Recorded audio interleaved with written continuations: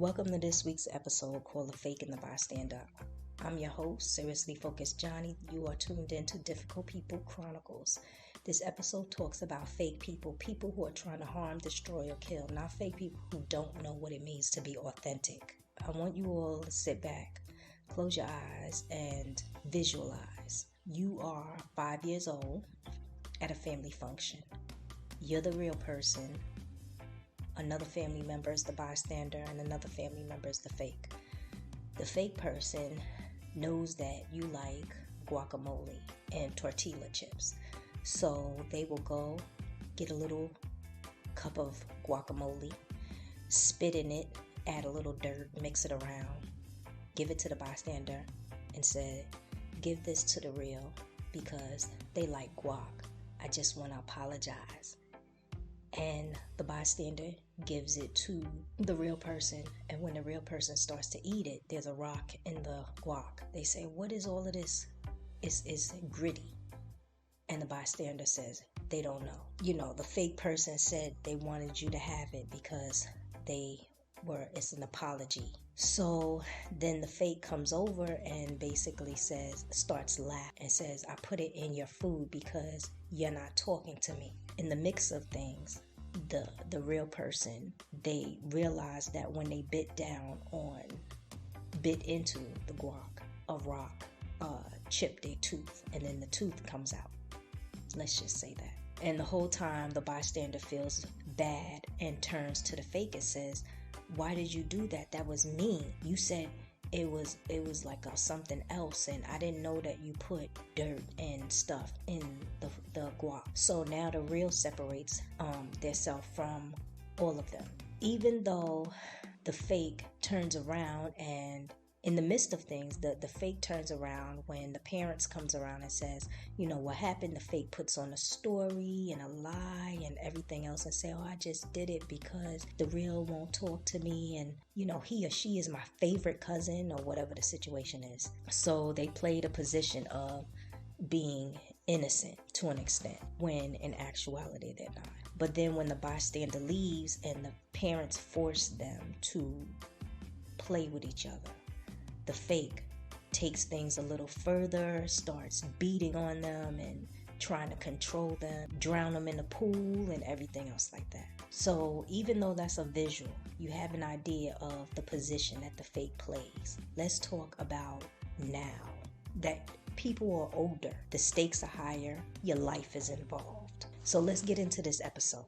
You don't know how many times I tried to record it. When I started a few days ago, and I started at 7:30 and I finished at 12:30. Why? Because I was instructed to re-record.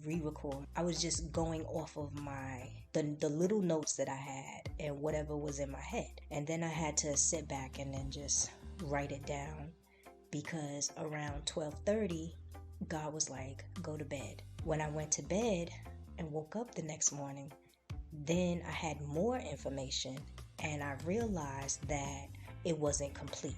So then I just said, let me not touch anything for a while. Then I woke up this morning and this was the end of everything. So I said, I'm going to record today. Sometimes God puts people in your life to give you insight and information on whatever he's telling you.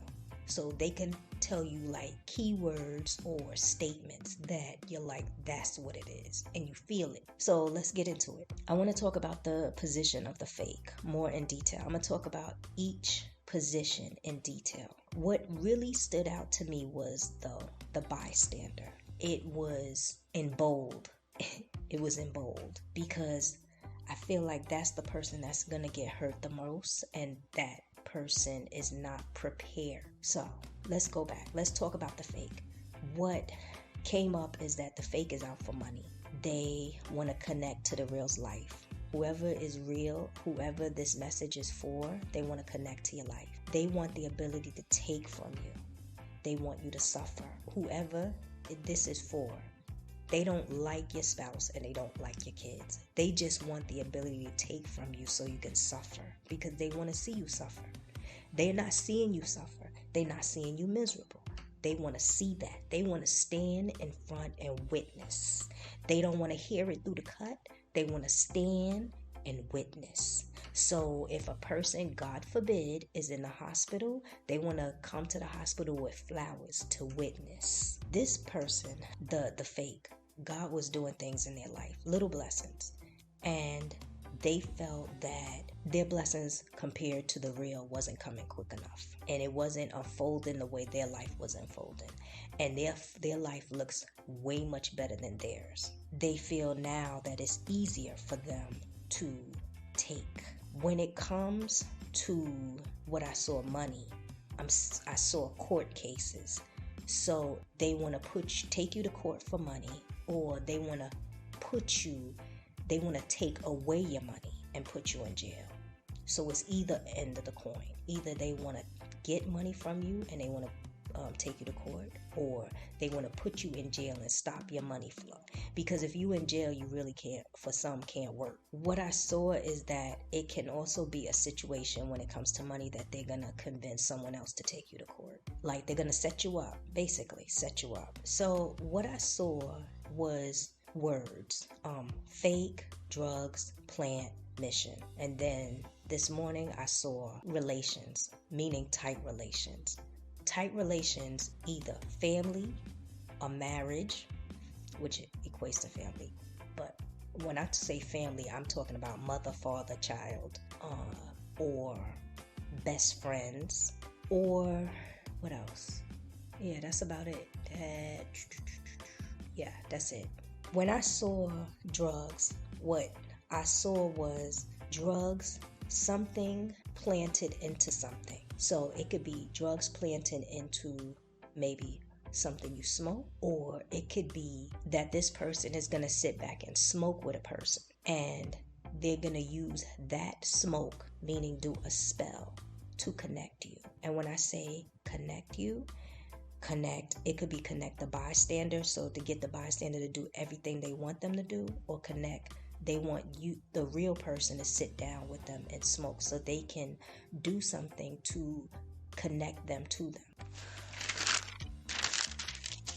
The fake behind closed doors is one way. So these fake people will go, like, say, in the bathroom or the closet or something when no one's home, or even people are home. They will go in a place by themselves, and they will be laughing and giggling, concocting a plan to set the real up and have the bystander in agreement with whatever is going on. The fake has abandonment issues due to their actions, nothing else. It's not due to being hurt and they need to heal. It's none of that. They have abandonment issues due to whatever they do, meaning that their evil actions in the past, people have seen what they're about and they separate themselves, or they have this negative energy that people sense, so they just don't want to hang around them. And for the fake, this is a generational curse. That's what I saw. It's a generation. It's something that's going in the generations, and that's why they cling to certain people. For some, the fake person is being fake for attention purposes. They feel that if they do the most and they use the bystander to get them close to the real will turn around and either have sympathy and come back, or pay attention to them, and it'll be a sense of drawing them close. For some, the fake person is trying to get the real person back into the world. What it means is that the real person have separated themselves to be at peace. They like the life they in. It feels good. But because the fake is miserable, they want them on their level. So let's go into the bystander, shall we? Okay, so the bystander, there's 3 types. There's the nosy bystander. That's the bystander that always answer the phone, emails, text messages, always feel the need to communicate. You know, they asking a whole heap of questions because they want to see everything go down, and to them this is like a reality TV. They're not helping. Even though they're a bystander, they're not innocent. You know, you have some people that say things like, well, just because the fake did X, Y, and Z, I didn't have no part in it. Yeah, you did. You listened. And sometimes that's what fake people want. They want to convince themselves that what they're doing is normal. By you listening, they feel that whatever they're doing is normal. Then you have the bystander that asks questions. Why they asking questions is because the tools that God give them is not strong enough. For some, they don't have no common sense. And the tools that God gives you is perception, discernment, intuition, wisdom, knowledge, understanding. Some of them don't have common sense to know that what is going on is off. Then you have the bystander who warns the fake and tries to get away. But they have one foot out, one foot in, meaning that they're warning the fake and they're like, don't do this, don't do that. And when they think the fake stops, the fake doesn't. The fake continues. In the beginning, the bystander didn't participate. And at some point they did, not realizing that this fake person was really off, meaning the light doesn't switch on in the stairwell. There is no stairs that go upstairs.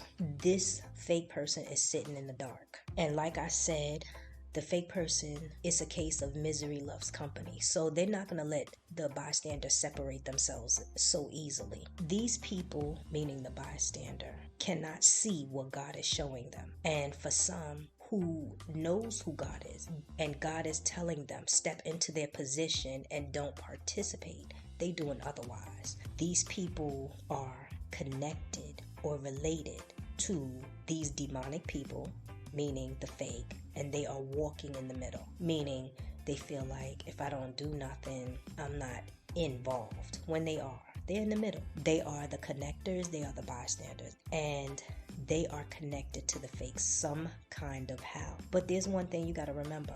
Bystanders get hurt in the aftermath too. So for those bystanders that warned the fake and they're trying to get away, you have two options to make, because this is a situation where if you stand with the fake, you're not protected. That fake will turn on you like the weather. So if the fake knows that you're scared, if the enemy, the devil, knows you're scared, what do you think they're going to do to you? I want you to answer that question. When the enemy knows that you are scared, what do you think they're going to do to you? The fake, I feel the best option is God. And I'm going to tell you that. Usually I try to let you make the decision, but the best option is God, because you ask God to forgive you of your sins, He will. That doesn't mean you're not going to pay for what you've done, but you're more protected than going with the fake. Why? Because when God starts to rain down on you, you're not going to have a shield. You're not going to even be able to save yourself. So your best option is to go on to God. With the bystander, the fake knows all about you at this point.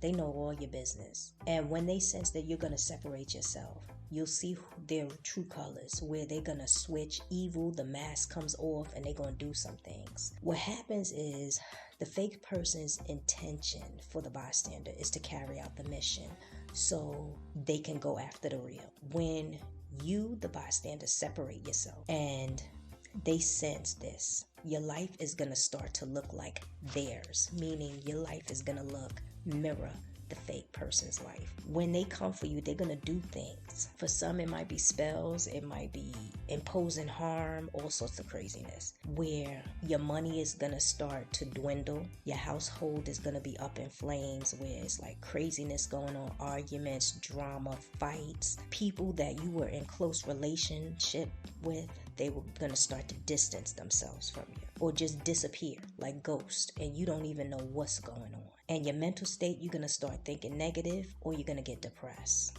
You need to go to God in prayer, because that's the only one that could get you out of the storm. For some of the bystanders, they are going to family members for answers instead of going to God. What it looks like is some family members is being honest with you, and they're telling you, and you're not listening. They're telling you to run, and you choosing to stick around and see what happens. For some, you got family members who are condoning, they are participating, and they are co-signing to this fake person's behavior. So what they're saying to you is, oh, this fake, it's just all in your head. This is not, it's not going to go down like that. Are you crazy? Like, these family members are hidden haters. because their life is not going great. They want your life to not go great. And it's not a case of misery love company. They just don't want you to have better than them. So they telling you anything. For some, they don't really care what happens to you one way or the other. For some, their perception, discernment, and intuition is not strong. Like they're in your boat where they don't have that strong connection with God. So they just telling you whatever. So pay attention to that. 3 types of family members: those that are hidden haters, those that don't want you to separate yourself from the faith. Basically, they don't want you to separate yourself, so they just telling you anything. And then you got those whose tools are not strong enough with the perception, discernment, and intuition. Let me see, did I cover everything about the bystander? Yeah, I did. Okay, so let's talk about the real. Their position is easy. They're all about peace, prosperity, love, elevation, getting their basically environment in order, their house, connecting with God. And they know what the past was like, so they don't want no part of it. They are in the relations with the bystander because they kind of care. They care, kind of. They care what happens. They want to see them elevate. They want to see things go down in their life where they could turn around and say, wow, and they could sit down, break bread, and laugh and everything. But what they don't know is how far this bystander is, how deep with the fake person. So that brings us almost to the end. Let's talk about some tips. What came to me is when all of this came down, I was having a conversation with my moms, and as soon as I said fake, and I told her a little backdrop of what God told me, she said, many are called, but few are chosen. That's Matthew 22:14. And what she's saying is that when I told her that God started to work in the fake person's life, giving them little blessings and things like that, she said, many are called, but few are chosen. That means that the fake person had opportunities to be with God, under God's wings, to hone in on whatever gifts He was giving them, and they didn't want it. So they are not chosen. You have some people who are under the bystanders, who are, God is choosing you. He wants you to step into position. And like I said before, they don't want to. And then you have the real who is stepping into position. And that's why many are called, but few are chosen. This is the reason why the fake wants the real's life. The fake had the opportunity to get their life right. They ask for forgiveness and think that that is it. That's what's going to save them. They go to church, they pray, they speak in tongues, all this other stuff, walk around with the Bible, they do it all. But they continue to go back to do evil. When another thing is that during Bible study, what came up was Amos chapter 1, verse 11 through 7. Amos chapter 1, verse 11 through 12. Let me see if I can get that up. Hold on. Okay, this is the New International Version. Okay, this is what it says. Amos chapter 1, verse 11 and 12.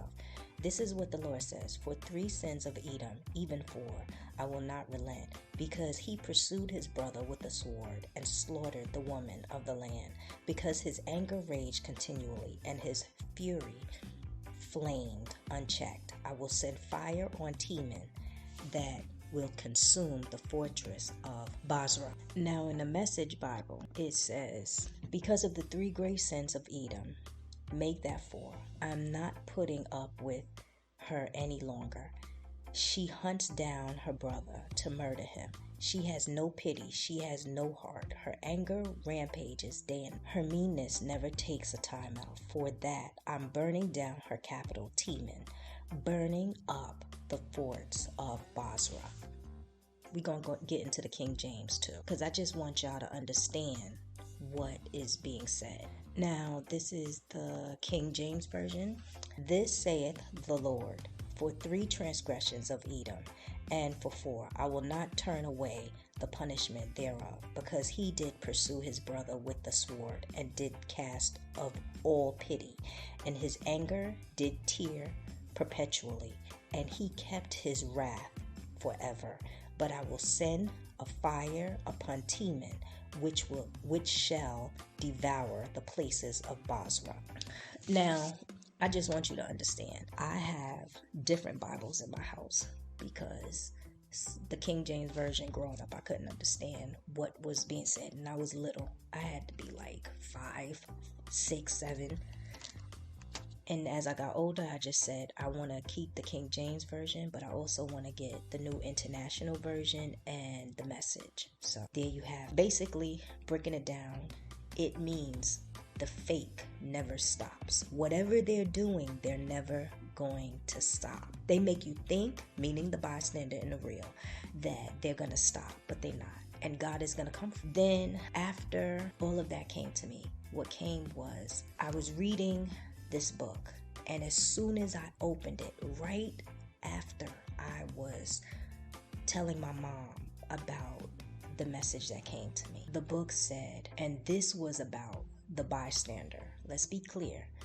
It said, you participated to an extent. You must get ready to pay the price. What you sow, you'll reap. Paying the price can be ended. So that means a lot of times when people think about paying a price, they think about harm, death, destruction, your money and all this other stuff. But it could also mean the closest people around you, meaning your heart, in your heart, whatever. That's what paying the price means. You're going to pay. Because people always think that when it says you're going to pay the price, they mean you per se. It can mean your kids. It can mean your money. It can mean your marriage.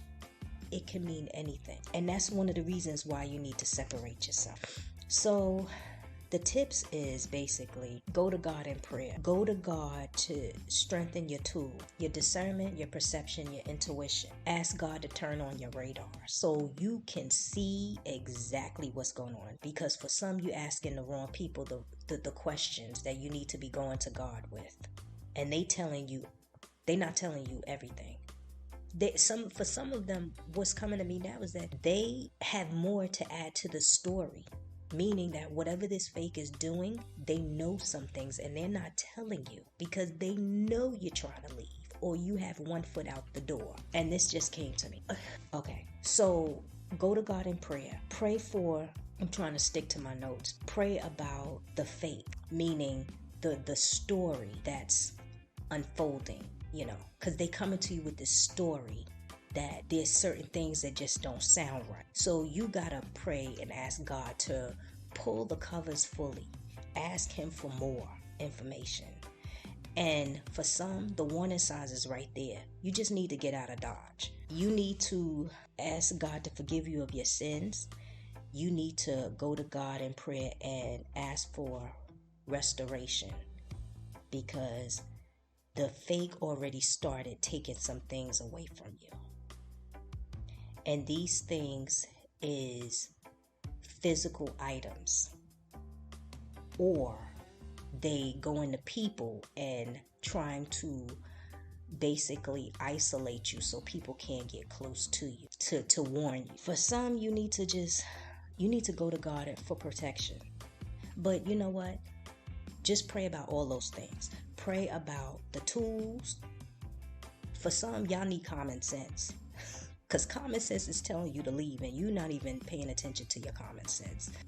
Tools, perception, discernment, intuition. Pray about whatever the fake person is telling. Because there's people that's trying to get to you. There's some you separated yourself from. This is what's coming to me that you shouldn't have. And they had the real information. And it's because the fake person told you some things about this person that wasn't true. Pray about the sins. Pray about your sins. Whatever you have done in the cut, whether it be listen to this stupid person or whatever the situation is, or participate. Pray about restoration, that God restores whatever the fake has taken out of your life. Pray for protection, because you're going to need it, because this fake person, the same way they coming after the real, never think they're going to come after you. They will. So that's all number one. Number two, burn that bridge.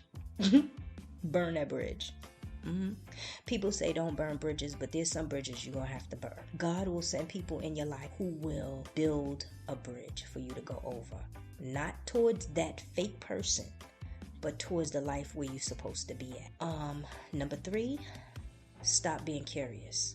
Stop sticking around trying to see what's gonna happen. You want to be right? Go to God and pray that God shows this real person what's about to go down, because this fake person is really going for them. And this fake person, because what's in bold is bystander, that fake person is coming for you. I think I got everything. Let me see.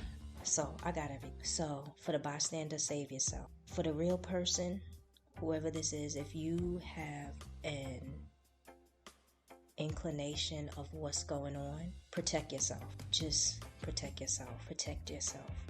And I think you cannot save people who make stupid decisions. So for the real, you can't save that bystander, and you can't save that fake person. Protect yourself. And this episode is all about position. So that's it for today. I hope and pray that this can help whoever is out there listening, because that's what came to me. You're not supposed to trust man, you trust God. There's too many people walking around say, trust me.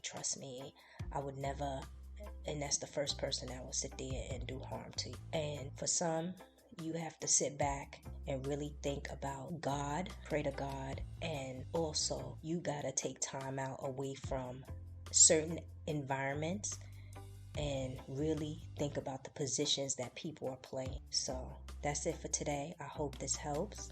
Love me more, love you more. Schedule a one-on-one session if you want to get closer to God, and how to basically strengthen your position. If you a bystander and you're walking into trying to be real and you really don't want to, because you know it could be scary.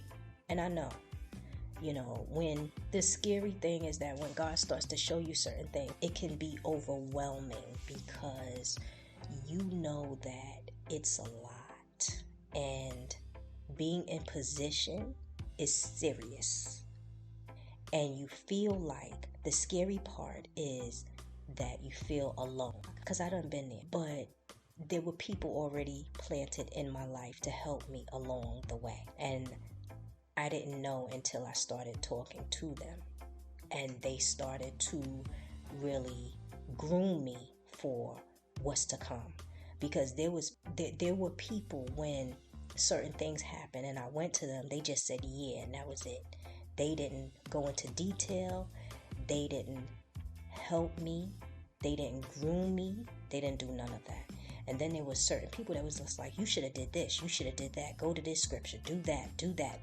So schedule a one-on-one session, and for suggested topics, my email is listed below. Yeah, all the links is underneath. Check out my store, and know that everything in life is, when you get closer to God, you'll be more at peace. Yeah.